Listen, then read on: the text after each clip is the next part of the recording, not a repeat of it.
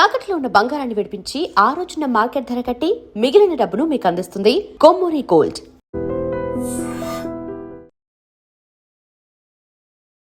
మూడేళ్ల చిన్నారి Jahnavi missing case ఇంకా వీడలేదు. ఈ వీడియో చూస్తున్న ప్రతి ఒక్క ప్రేక్షకుడు కూడా కామెంట్ బాక్సుల్లో రాయండి. ఎందుకంటే 7 రోజులు అవుతుంది, వారం రోజులు అయిపోతుంది, కానీ ఇంతవరకు కనీసం జాడ కనిపించలేదు. ఎక్కడికి పోయిందో, ఎటు పోయిందో, అసలు ఏమైందో, అసలు బతికుందా లేదా? నిజంగా కన్న తల్లిదండ్రుల బాధ అయితే ప్రత్యక్షంగా చూశాను. అక్కడికి వెళ్ళి వాళ్ళతో మాట్లాడాను. చాలా బాధ కనిపిస్తోంది నిజంగా. ఎందుకంటే పోలీసులు వారం రోజులుగా వెతుకుతున్నా కానీ ఇన్ఫర్మేషన్ లేదంటే ఏమై ఉంటుంది? ఈ వీడియో చూస్తున్న వాళ్ళు రెస్పాండ్ కండి. మీకున్నటువంటి అనుమానాలు కూడా మీరు కామెంట్ బాక్స్లో తెలియజేయండి. అసలు కనిపించకుండా పోవటం అంటే ఏం జరుగుంటుంది? ఆ 50 ఎకరాల పామాయిల్ తోట, ఆ తోటకి ఆనుకుని చుట్టూ ఉన్నటువంటి కొండలు, పెద్ద పెద్ద కొండలు, ఏమై ఉంటుంది? ఏం జరుగుంటుంది?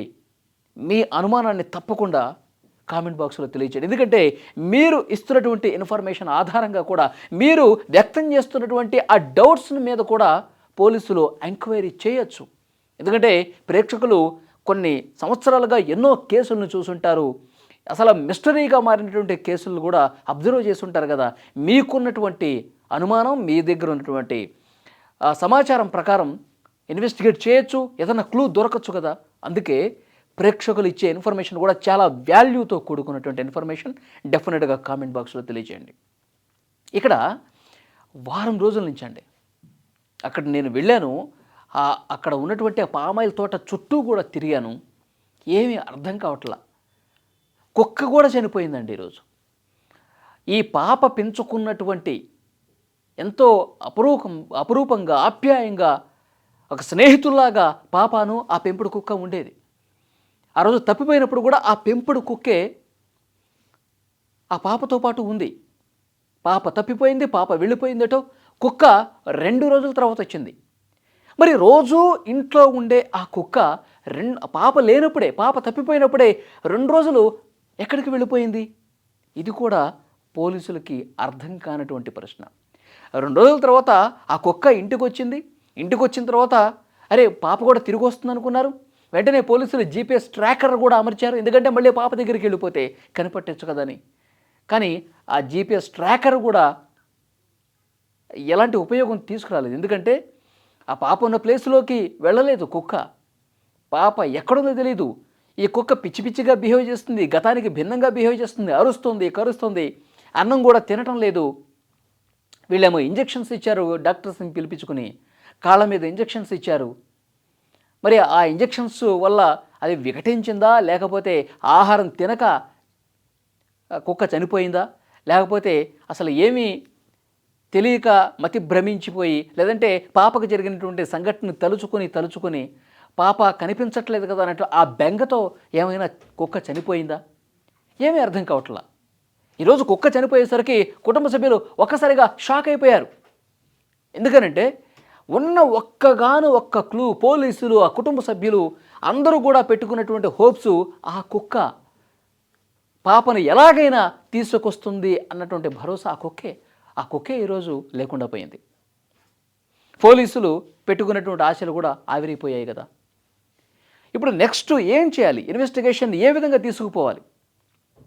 ఒక విషయం ఆలోచించాలి ఈ కేసులో. ఆ దట్టమైనటువంటి అటవీ ప్రాంతంలో ఆ పాప ఎక్కువ దూరం నడవదండి. 1/2 కిలోమీటర్ నడిస్తే గొప్ప. బుడిబుడి అడుగులతో ఆ 3 సంవత్సరాలు కూడా లేనటువంటి ఆ చిన్న పాప తన పెంపుడు కుక్కతో పాటు ఎంత దూరం నడుస్తుందండి? 1/2 కిలోమీటర్ నడిస్తే గొప్ప. అంత దూరం నడిచిన తర్వాత ఆ పాప నాన్న అనుకుంటూ ఏడ్చుకుంటూ వెళ్ళింది కదా. అలసిపోయి ఉంటుంది, సొలసిపోయి ఉంటుంది, ఒక పక్కన కూర్చొని ఉంటుందేమో. ఆ టైంలో ఏం జరిగింది? పోలీసులు ఇన్వెస్టిగేట్ అన్ని కోణాల్లో దర్యాప్తు చేస్తూ ఉన్నారు. కానీ అక్కడ ఉన్నటువంటి గ్రామస్తులు చెప్తుంది, గతంలో వన్య మృగాలు అంటే అడవి పందులు, అంటే ప్రమాదకరమైనటువంటి నక్కలు, గుంట నక్కలు, ఇవన్నీ కూడా సంచరించినటువంటి ప్రదేశం అది. ఆ కొండ వైపుల నుంచి, ఆ అడవి లోపల నుంచి పామాయిల్ తోటల్లోకి రావటం, మళ్ళీ వెళ్ళిపోవటం, ఇక్కడ కాపలాగా ఉన్న వాళ్ళు తరమటం, అక్కడ పనిచేసే వాళ్ళు కూడా ఆ ప్రమాదకరమైనటువంటి జంతువుల్ని చూసి ఒక్కొక్కసారి వాళ్ళు వెళ్ళగొట్టడం.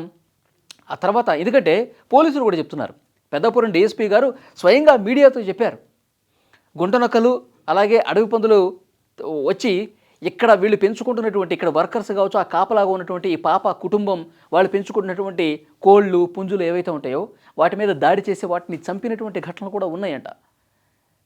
మరి పోలీసులకు అర్థం కాని విషయం ఏంటంటే, నిజంగా ఈ పాప అడవి మధ్యలోకి వెళ్ళినప్పుడు ఏదైనా దాడి చేస్తే, ఏదైనా ఒక మృగం దాడి చేసేసి నోట కరుచుకొని వెళితే కనీసం అంటే ఇలా జరగకూడదని మనం కోరుకుందాం, కానీ ఒకవేళ అదే జరిగి ఉంటే గనక కనీసం రక్తపు మరకలో, లేకపోతే ఆ పాపకు సంబంధించినటువంటి డ్రెస్ కావచ్చు, లేకపోతే ఇతరత్ర ఏదైనా నోట పెట్టుకుంటే కరిచినప్పుడు దానికి సంబంధించిన ఏవో చిన్న ఆధారం అన్న ఉంటుంది.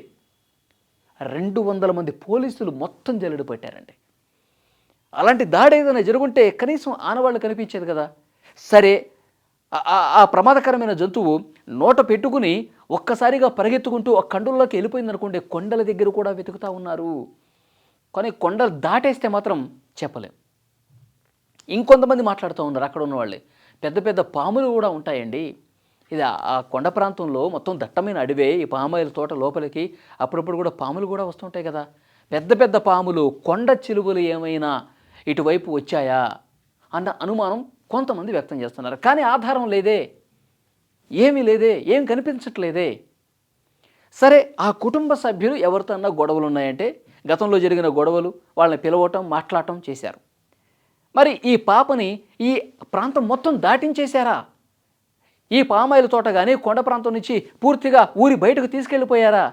అన్ని సీసీ కెమెరాలు చెక్ చేశారు, ఏ మాత్రం కనిపించట్లా. పాప అటవీలోనే ఈ పామాయిల తోటలోనే ఏదో జరిగింది కదా, ఇదైతే క్లియర్. ఆ పామాయిల తోటలో ఏదో జరిగింది, అది ఏం జరిగిందన్నది బయటికి రావట్లా. తెలిసిన ఒకే ఒక్క జీవి ఆ కుక్క కూడా చనిపోయింది.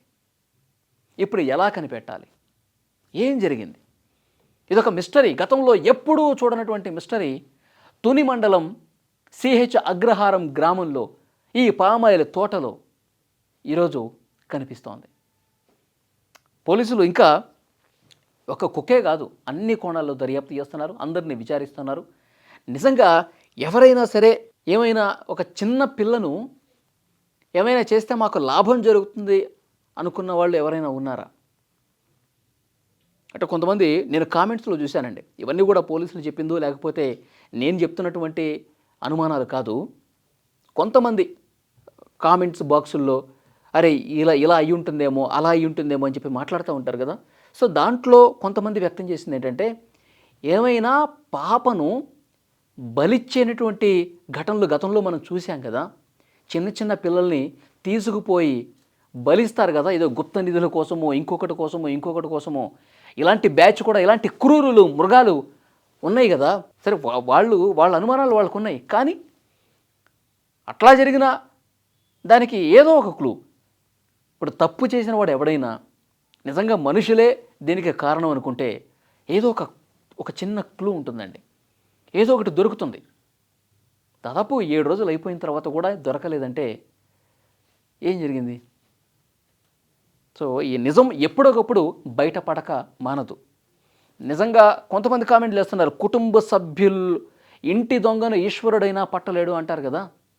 అట్లా ఇంట్లో ఉన్న వాళ్ళు, లేదంటే ఆ ఇంట్లో ఉన్నటువంటి ఆ కుటుంబానికి సంబంధించిన వాళ్ళు ఎవరన్నా ఇతర కుటుంబ సభ్యులు, బంధువులు వీళ్ళు ఉంటారు కదా, అట్లా వాళ్ళు ఏమైనా చేసి నటిస్తున్నారా అంటే పోలీసులకి ఎన్నో అనుమానాలు ఉంటాయి. డెఫినెట్గా అన్ని కోణాల్లో విచారిస్తున్నారు. వాళ్ళు బాధలో ఉన్నప్పుడు నువ్వే కదా అని చెప్పి పోలీసులు అట్లా అనలేరు. పోలీసులకు కూడా ఇది ఒక ఆధారం దొరికి వాళ్ళని ప్రశ్నించాలి. కాబట్టి నిజం ఎక్కువ కాలం దాగదు. ఏం జరిగింది అన్నది 1 or 2 డేస్లోనే బయటపడే అవకాశం ఉంది. కానీ ఈ వీడియో చూస్తున్న వాళ్ళు మాత్రం డెఫినెట్గా కామెంట్ బాక్స్లో తెలియజేయండి మీకున్నటువంటి డౌట్స్. అవి మీరు గత వారం రోజులుగా మీరు కూడా అబ్జర్వ్ చేస్తూ ఉన్నారు కాబట్టి, పామాయిల తోట చుట్టూ కొండలు, ఆ పాప కనిపించట్లేదు, ఆ కుక్క చనిపోయింది, మీరేమనుకుంటున్నారో కూడా డెఫినెట్గా తెలియజేయండి. ఎందుకంటే ఈ కామెంట్స్ని పోలీసులు కూడా ఏ వీడియోలో ఏమొస్తుంది, ప్రజల అభిప్రాయాలు ఏ విధంగా ఉన్నాయి, వాళ్ళు వ్యక్తపరుస్తున్నటువంటి అనుమానాలు ఏమున్నాయి, అరే ఈ పాయింట్ మనం మిస్ అయిపోయామే, ఈ పాయింట్ బట్టి మనం ఇన్వెస్టిగేషన్ చేస్తే ఏమైనా క్లూ దొరుకుతుందేమో అని మనం కూడా ఒక ఆలోచన ఇవ్వచ్చు కదా, మనం కూడా ఒక ఐడియా ఇవ్వచ్చు కదా. సో డెఫినెట్గా మీ వాల్యుబుల్ ఇన్ఫర్మేషన్ కూడా పనికొచ్చే అవకాశం ఉంది. తప్పకుండా మీరేమనుకుంటున్నారో రాయండి.